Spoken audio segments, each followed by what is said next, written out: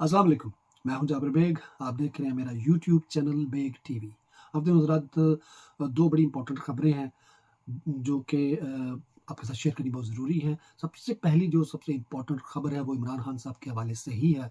2-3 दिनों से जो अफ़वाहें जो खबरें गर्दिश कर रही हैं सोशल मीडिया पे या चंद हमारे यूट्यूब के जो सहाफ़ी हैं उनके ज़रिए जो खबरें जो इत्तलात हम तक पहुँचती हैं, वो दीगर लोग भी सुनकर बहुत परेशान होते हैं। तो खान साहब के हवाले से जो 2-3 दिन से खबरें गर्दिश कर रही हैं कि उनको शायद उनके साथ ज़ुल्म और ज़्यादती बहुत ज़्यादा की जा रही है और उनके साथ ज़्यादतियाँ जेल के अंदर की जा रही हैं, सख्तियाँ की जा रही हैं और उनके वकीलों को कोर्ट की इजाज़त के बावजूद या उनके हुक्म के बावजूद मिलने नहीं दिया जा रहा।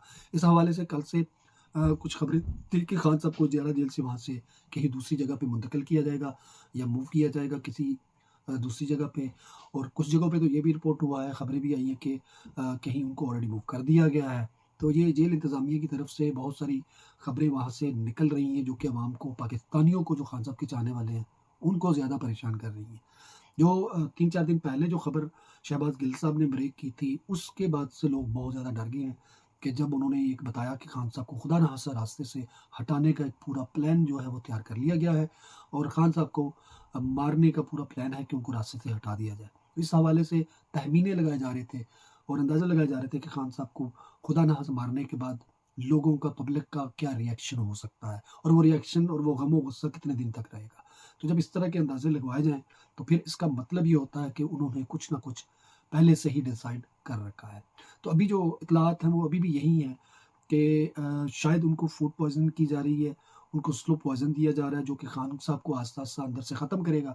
दूसरा ये है कि उनकी जो जगह है रहने की, जहाँ पे उनको रखा गया है, वहाँ पे उनको सर्दी के माहौल में रखा गया ताकि उनको ज़्यादा अज़ियत दी जा सके और ये इत्तलात अभी फाइनल नहीं है कि उनको कहाँ लेके जाया जाएगा। उसकी 2-3 जो हमारे सीनियर साथी बता रहे हैं कि या तो उनको अडयाला जेल से निकाल के आर्मी अपनी कस्टडी में लेगी या फिर किसी और जेल में मुंतकिल करेगी। लेकिन कहीं 1-2% ये चांसेस है कि कौम को सरप्राइज़ मिले कि खान साहब को कहीं बनीगला या पेशावर में कहीं मुंतकिल कर दिया गया है। लेकिन इसके चांसेस बहुत कम हैं। तो अभी जो लोग ज़्यादा परेशान हैं वो खान साहब की सेहत के हवाले से, ज़िंदगी के हवाले से परेशान हैं कि खुदा न खास्ता खान साहब को कहीं ये जो लोग सीधी गोलियाँ अपनी आवाम पे चला सकते हैं, ये खान साहब को ज़्यादा उनको कोई जानी नुकसान ना पहुँचा सकें। इस हवाले से एक तो ये बड़ी ज़रूरी खबर थी और दूसरी बुशरा बीबी के हवाले से जो खबरें सामने आई हैं, उनमें जो एहतजाज के दिनों में जो अली अमीन गंडापुर साहब उनको वहाँ से लेके निकले थे, उसकी थोड़ी-सी कहानियाँ बाहर आनी शुरू हो गई हैं। अली अमीन गंडापुर के ऊपर लोगों को पहले से ही कोई इतना ज़्यादा यकीन नहीं था, बल्कि पहले भी जब वो छोड़ के पिछले एहतजाज में जो छोड़ के निकले थे, तो लोग पहले से ही गुस्से में थे। अब जो चीज़ें सामने आई हैं उसमें यही है कि जो एक ऐनी शाहिद है उसने ये खबरें दी हैं कि वो अली मीनपुर जो गंडापुर साहब हैं उनकी गाड़ी को फ़ॉलो करता रहा है और उसने ये सारे मनाज़र अपनी आँखों से देखे हैं कि बुशरा बीबी को ज़बरदस्ती गाड़ी में ले जाया गया। उसके बाद फिर 2-3 मरतबा रास्ते में गाड़ी मुख्तलिफ़ जगहों पे रुकी। बुशरा बीबी बाहर निकलती रहीं, वो चीखो-पुकार करती रहीं, वो पूछती रहीं कि आप लोग क्यों यहाँ से भाग रहे हो? क्यों जा रहे हो? आप लोग वापस चलो मेरे साथ। लेकिन उनको हर मरतबा ज़बरदस्ती गाड़ी में बिठाया जाता रहा। तो ये उनके साथ रास्ते में किया जाता रहा और रोती भी रहीं, लेकिन अली यमीन ने उनकी कोई बात नहीं सुनी और उनको वहाँ से लेके निकल गया। फिर अगले दिन जब कोर कमेटी का वहाँ पे उनकी जो कमेटी का इजलास हुआ उनकी तहरीक इंसाफ की, तो वहाँ पे भी उसने अली यमीन ने कोशिश की कि उनके ऊपर से ये जो एक धब्बा लगने वाला है कि बुशरा बीबी को वो ज़बरदस्ती लेके निकले, वो अभी तक वो क्लियर कर दे बुशरा बीबी। लेकिन बुशरा बीबी ने वहाँ पे कुछ भी कहना मुनासिब नहीं समझा। उन्होंने यही कहा है कि जब वो खान साहब के सामने आएँगी, तो फिर सारी बात उनके सामने करेंगी। तो ये अली मीर गंडापुर साहब, उमर अय्यूब, शिबली फराज, बैरिस्टर गौहर, इस तरह के 1-2 और जो लोग हैं, ये पहले से ही लोगों को कंप्रोमाइज़ लग रहे थे। इनकी हरकतें, इनकी जो बातें सुनने को जो हम देखते हैं, तो इससे यही साबित होता है कि ये लोग पूरी नीयत से, दिल से, खुलूस-ए नीयत से खान साहब के साथ नहीं हैं। ये दूसरों के इशारों पे चलते हैं, जिस तरह कि इनको कहा जाता है और ऐसा ही लगता है कि ये खान साहब का सहारा लेके पूरी कौम को, पूरी अवाम को बार-बार बेवकूफ़ बनाते हैं और ये फिर साबित करते हैं कि हम खान के सिपाही हैं। लेकिन खान साहब के साथ दिल से सिंसियर कोई भी नहीं है। ये जो अभी की जो खबर थी उसके बाद इंटरनेशनल मीडिया जो है वो जो कत्ल-ओ-गारत हुई है उसको बार-बार बेनकाब कर रहा है और ये बता रहे हैं कि उस रात बहुत ज़्यादा ज़ुल्म हुआ, सीधी गोलियाँ लोगों को मारी गई, बहुत ज़्यादा हलाकतें हुई हैं और उसके बाद फ़ौरन ही वहाँ से जितने भी जो एविडेंस थे, जितने शवाहद थे, उन सबको मिटा दिया गया। तो लेकिन इंटरनेशनल मीडिया जो है वो अपनी रिपोर्टिंग कर रहा है, वो अपनी खबरें दे रहे हैं, जो साफ़ी वहाँ पे ग्राउंड पे मौजूद थे, उनको तो आप खामोश नहीं करवा सकते। तो इमरान खान साहब की जो रिहाई है उसके हवाले से भी इंटरनेशनल दुनिया जो है वो प्रेशर डाल रही है।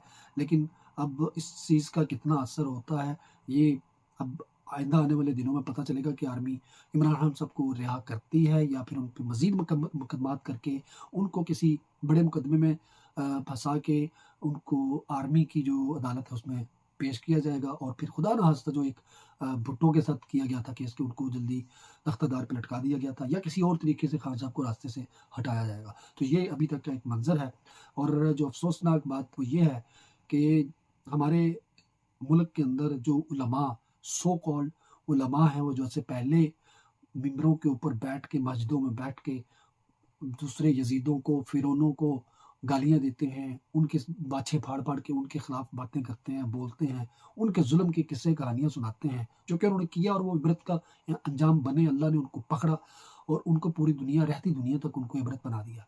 उनके किस्से कहानी लेके बैठे होते हैं, लेकिन आज के जो फ़िरौन हैं, जो आज के यज़ीद हैं, जिन्होंने आज अपनी कौम के साथ ज़ुल्म और ज़्यादती की और 2 सालों से घर की इज़्ज़तों को उन्होंने बार-बार उछाला, लोगों की चादर चहारदीवारी को बार-बार उन्होंने पामाल किया और वो ज़ुल्म और सितम से बाज़ नहीं आए।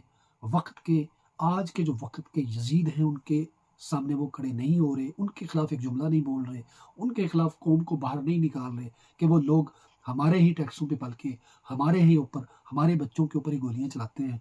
उनके मुतल्लक नहीं बोल रहे लेकिन खामोशी से अपने-अपने घरों में बैठे हैं।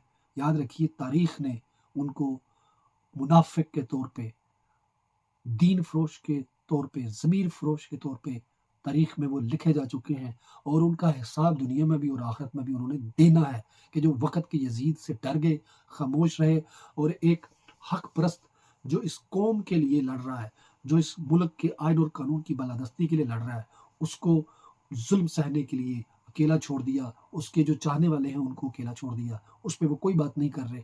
इसका हिसाब और जवाब उनको देना पड़ेगा। अब तक के लिए इतना ही। अल्लाह हाफ़िज़।